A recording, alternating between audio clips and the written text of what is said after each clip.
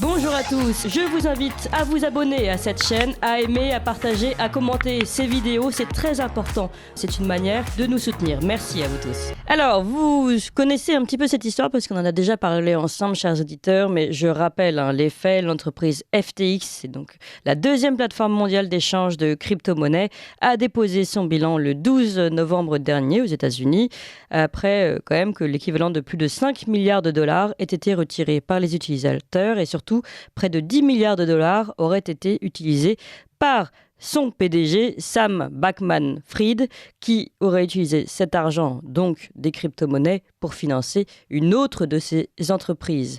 Il avait utilisé ses fonds stockés pour financer ses autres activités. Un scandale financier qui peut en cacher un autre un petit peu plus politique. Et c'est là que la question devient vraiment grave.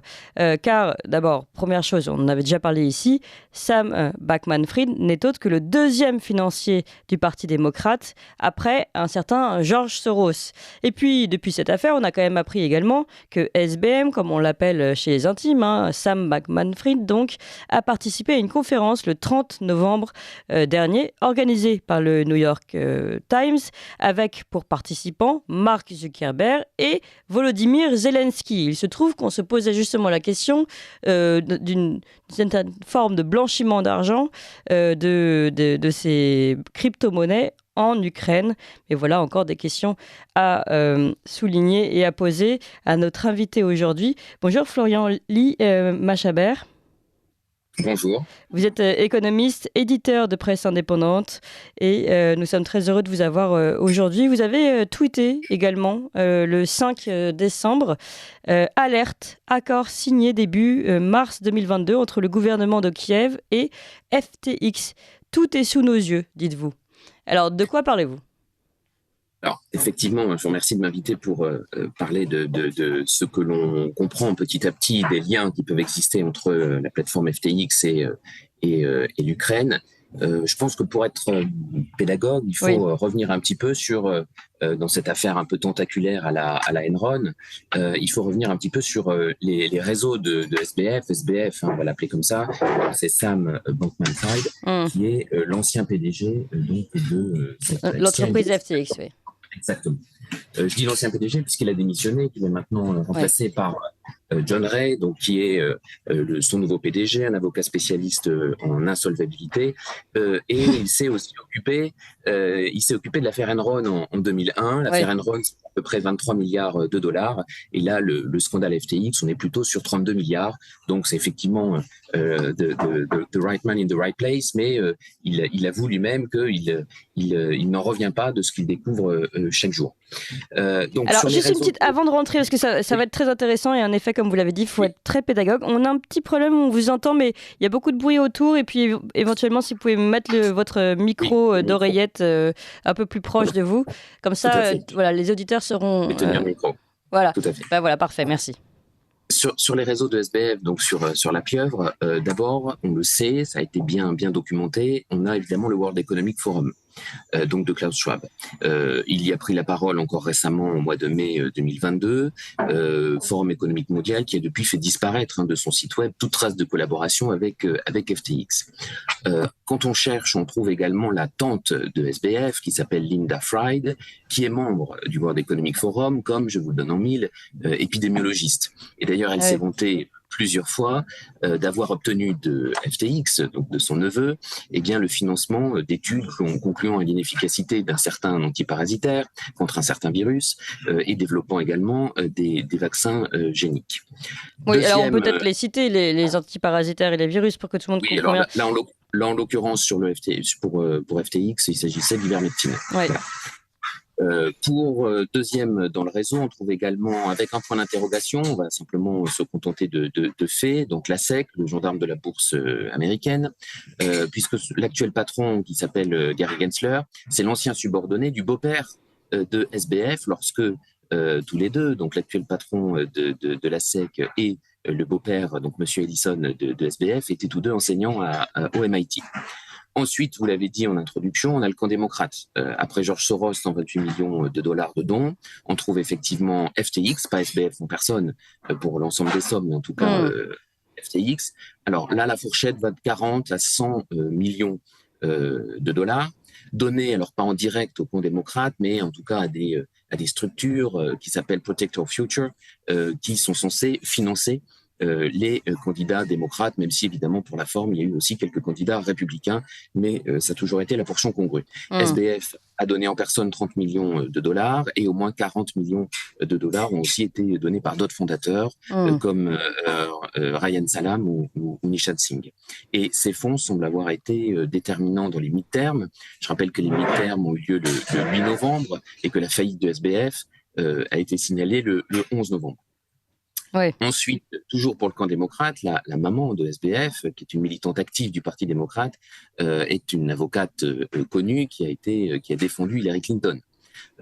Enfin, SBF a annoncé avant la faillite de son entreprise vouloir donner 1 milliard de dollars, puis 100 millions pour les élections de 2024, ce qui vraisemblablement n'interviendra pas. Ouais. Ensuite, donc, on a le WEF, on a la SEC, on a le camp démocrate. On a également, quand on creuse, la Maison-Blanche en personne, puisque le frère de SBF, qui s'appelle Gab Fried, Bankman-Fried, c'est un proche de Biden, et c'est le fondateur et directeur du GAP, qui est, pour le dire vite, en charge des investissements publics contre la prochaine pandémie. Donc voilà des gens très intéressés. Ça fait la deuxième personne de la famille qui s'occupe d'épidémie, pourquoi pas. Dans ces 50 plus gros clients de FTX, on trouve également tout Hollywood, la Silicon Valley. Et enfin, vous l'avez rappelé, et c'est éminemment important, le 30 novembre dernier, SBF a jugé bon de se présenter donc à la conférence annuelle du New York Times, donc le Deal Book Summit, aux côtés d'un Zuckerberg, d'un Larry Fink, il faudra en reparler, ça c'est BlackRock, il y a aussi des liens avec BlackRock, et d'un Zelensky, et depuis, il semblerait que SBF soit en fuite vers Dubaï, peut-être. Voilà. Donc, évidemment, j'en termine avec le dernier réseau, qui est le réseau ukrainien, puisqu'on a parlé de Zelensky. Donc là, il y a effectivement un certain nombre de liens entre FTX et l'Ukraine qui ont été avérés, en particulier avec le ministère de la Transformation digitale ukrainien, avec qui FTX, le 14 mars dernier, vous voyez, c'est quelques jours après le déclenchement de l'opération spéciale, de l'invasion de l'Ukraine, donc entre FTX et le Premier ministre adjoint donc, de l'Ukraine, Fedorov, pour très concrètement faciliter le versement de dons en convertissant donc des dons en crypto en dépôt directement à la banque centrale ukrainienne via une plateforme. Cette notion de plateforme va revenir plusieurs fois dans mes explications. La plateforme qui a été créée après le 14 mars, après la mi-mars 2022, elle s'appelle Aid for Ukraine. Elle existe toujours. Je suis allé vérifier hier, puisqu'il y avait des rumeurs selon lesquelles elle avait disparu. Elle existe toujours. Elle devait lever 200 millions de dollars. Elle a jusqu'à présent levé 60 millions de dollars. Et en fait, c'est une plateforme qui a rapproché donc FTX d'un côté, avec un gros acteur de la blockchain ukrainien qui s'appelle Everstake, qui est un peu l'homologue, on va dire, de FTX à Kiev, et qui prend un petit peu le relais de l'application DIA qui a été téléchargée pendant la pandémie en Ukraine par la moitié de la population ukrainienne, équivalent un petit peu de notre Stop Covid ou de nos applications de ce type, pour obtenir le certificat Covid. Et ce qui est intéressant, et c'est là que je voulais en venir, c'est que le Premier ministre adjoint de l'Ukraine, Fedorov, dit clairement que cette application d'IA va servir, demain on pourrait servir de support à la fameuse monnaie centrale, les monnaies centrales, les monnaies numériques de banque centrale, les MNBC, les CBDC, donc ces monnaies programmables qui sont l'horizon, je dirais, du Great Reset monétaire du World Economic Forum. Donc la boucle est bouclée de ce point de vue-là si on en reste au fait. D'accord. Donc là, ça fait énormément de réseaux d'écrits. On voit bien, en tout cas, le petit monde dans lequel grenouille FTX et donc SBF. Maintenant, je voudrais que, si vous le voulez bien, que vous tentiez de nous expliquer, encore une fois, de façon le plus pédagogique possible pour nos auditeurs qui ne maîtrisent pas toutes ces affaires, comment on peut interpréter ces faits. Là, pour le coup, on est parti vraiment de faits qui sont concrets, tout est sourcé, etc. Maintenant, comment vous interprétez ces différentes relations ? Est-ce qu'il y a des choses que l'on peut comprendre à travers ces informations ? Alors, le premier point, c'est que tout est fait, évidemment, dans ce genre de scandale comme Enron en 2001 pour qu'on ne comprenne rien. Donc ça, c'est quand même le premier point, et c'est pour ça qu'il faut essayer d'être clair. Donc, si je reprends un peu la chronologie, donc le 14 mars, cet accord est signé entre FTX d'un côté et le ministère de la Transformation digitale ukrainien. 2 jours plus tard, le 16 mars, pour donner quelques autres faits, Biden donne l'ordre d'envoyer à Kiev 800 millions de dollars. Et c'est la date à laquelle Zelensky décide d'assouplir en Ukraine la réglementation en matière de crypto. Voilà un autre élément qui est intéressant. Ouais. Alors évidemment, assouplissement de la réglementation, évidemment on présente, c'est toujours la même chose, on présente ça sous l'angle de la volonté de réguler, d'encadrer, c'est évidemment pour le bien de tout le monde. Et donc 800 millions de dollars envoyés sur l'ordre de Biden à Kiev le 16 mars, donc 2 jours après la signature de cet accord. Alors là, on vous entend un petit peu de façon plus sourde. Est-ce que vous avez peut-être tourné un petit peu votre micro ? Et depuis, on en est à plus de 60 milliards d'euros, comme chacun sait, de dons américains. Et c'est vrai, pour être évidemment très transparent, on a du mal à mesurer la part de ces 60 milliards d'euros qui étaient gérés directement par FTX, quelles ont été les contreparties, voire effectivement, puisqu'il s'agit de ça et qu'il y a des enquêtes criminelles en cours, les éventuels circuits de blanchiment qui ont existé. Ce qui est sûr, c'est qu'il y a eu des dons de FTX à chaque Ukrainien.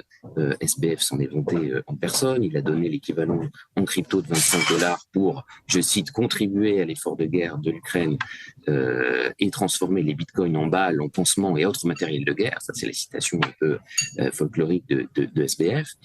Et en fait, en réalité, l'Ukraine n'en est pas à son coup d'essai en termes d'accord avec des structures américaines, des cryptos ou plus généralement des gérants de fonds, puisque le 10 novembre dernier, donc là on est la veille de l'annonce de la faillite de FTX, on est 2 jours après les midterms, il y a un accord qui a été signé à Washington, on en a entendu parler seulement 1 ou 2 semaines après, l'information est assez récente, entre BlackRock, qui est donc l'un des plus gros, sinon le plus gros gérant de fonds américain, et cette fois le ministère de l'économie ukrainien, pour le développement, là encore d'une plateforme spéciale pour attirer des capitaux privés pour la reprise et le soutien de l'économie ukrainienne. Et là où c'est intéressant et où la boucle est bouclée, c'est que BlackRock figure évidemment parmi les plus gros clients de FTX. Larry Fink ne s'en est pas caché récemment puisqu'il estime avoir perdu de l'ordre de 24 millions de dollars dans la faillite de FTX. Donc, moi, ce que je voudrais laisser à nos auditeurs, ce sont évidemment des questions. On sait qu'il y a eu des livraisons gratuites, évidemment, d'armes en Ukraine par les démocrates. Là où, effectivement, les enquêtes doivent lever un certain nombre de doutes, c'est y a-t-il eu revente d'une partie de ces armes sur le dark web en échange de crypto-monnaies? Ça, c'est une première question qu'il faut... le doute est permis. Y a-t-il eu blanchiment de cet argent sous forme de dons en crypto-monnaie pour l'Ukraine via FTX? Y a-t-il eu récupération de cet argent par FTX voire à titre personnel par SBF qui est en cavale? Et enfin, quid des donations au Parti démocrate et à quel niveau se situe-t-elle? Est-ce que ce sont des contreparties? Est-ce qu'effectivement c'est du blanchiment? Ou voilà. Donc évidemment, il y a des points d'interrogation. Je ne suis pas enquêteur. J'ai essayé de donner un certain nombre de faits, de partir des réseaux pour essayer évidemment de prendre du champ et pour voir de haut la situation. Oui, parce que si on reprend ce que vous nous expliquez, on peut se dire, bon, finalement, c'est vrai que là, ça fait 2 grosses plateformes. Donc, vous l'avez dit, celle de Larry Link et celle de FTX. Finalement, on a entre BlackRock et FTX 2 grosses plateformes qui viennent, mais peut-être qu'elles viennent seulement aider l'Ukraine, apporter des fonds. Et puis, on se dit, finalement, comme c'est un peu aujourd'hui le pays qui est dans la ligne de mire et en plus du camp, entre guillemets, bien pensant occidental, il est tout à fait normal que ce pays-là soit soutenu également par toutes ces institutions et toutes ces plateformes. Pourquoi vous y voyez forcément, entre guillemets, le mal, c'est-à-dire du blanchiment d'argent? Qu'est-ce qui vous met la puce à l'oreille? Je n'y vois pas du mal, j'y vois la chronologie que j'évoque, j'y vois des mi-termes le 8 novembre, j'y vois le 10 novembre un accord BlackRock et le ministère de l'économie ukrainien, à chaque fois des acteurs américains, j'y vois le 11 novembre cette faillite, et puis j'y vois effectivement en face des faits délictueux avérés et reconnus par un spécialiste de la solvabilité avec des milliards d'euros, de dollars plus exactement, soit volés à des clients, soit des dépôts de clients qui ont disparu. Et donc il est légitime, essentiellement pour les Américains, mais il y a aussi des Européens, de se poser des questions. Moi, je pose un certain nombre de questions. Alors, on peut préciser d'ailleurs que sur cette question de la revente des armes sur le marché noir, c'est quelque chose qui a été avéré également. On en a parlé nous, avec Eric Denessé du CFDR. Aujourd'hui, on retrouve les armes américaines données à l'Ukraine, on les retrouve sur le marché noir. D'ailleurs, il y a même des Russes qui les rachètent. Donc, c'est quand même intéressant. Tout à fait. tout à fait, le Nigeria a témoigné et a retrouvé effectivement des armes très facilement reconnaissables comme ayant été données à l'Ukraine. Donc ça, effectivement, c'est un fait avéré. Donc effectivement, des circuits à éclairer. Je crois que le point vraiment important, c'est ce que vous avez dit, c'est le petit monde dans lequel ces gens évoluent, que ce soit la SEC, le World Economic Forum, la Maison Blanche, le Camp démocrate, BlackRock. Donc évidemment, sur certains points, c'est tout à fait indéniable, comme le World Economic Forum. Pour le gendarme de la bourse américaine, des questions se posent, compte tenu de la proximité familiale donc de la petite amie de SBF, Caroline Ellison, avec dont le père était, je le répète, l'ancien patron, l'actuel patron de la SEC, Barry Gensler. Donc voilà, il y a ces faits qui constituent des faisceaux, mais qui évidemment, n'étant pas enquêteurs, ne sont pas à ce stade des preuves, mais mettent la puce à l'oreille, on va dire. Oui, puis encore, dernière puce à l'oreille, on en a parlé, Florian Lee Machabert, et merci beaucoup d'avoir été avec nous. La dernière puce à l'oreille, c'est qu'il a pu, malgré sa faillite, et donc cette forme d'escroquerie, il a pu participer à cette conférence du New York Times, qui est quand même pour le moins étonnant. D'ailleurs, il a été très chaleureusement applaudi. Merci beaucoup, en tout cas, pour toutes ces informations. On suivra cette affaire avec vous. Merci encore. Je rappelle que vous êtes économiste et éditeur de Presse Indépendant. Vous appréciez cette émission? Alors aidez Radio Courtoisie à en produire d'autres en indépendance totale. Rendez-vous sur soutenir.radiocourtoisie.fr. Merci d'avance.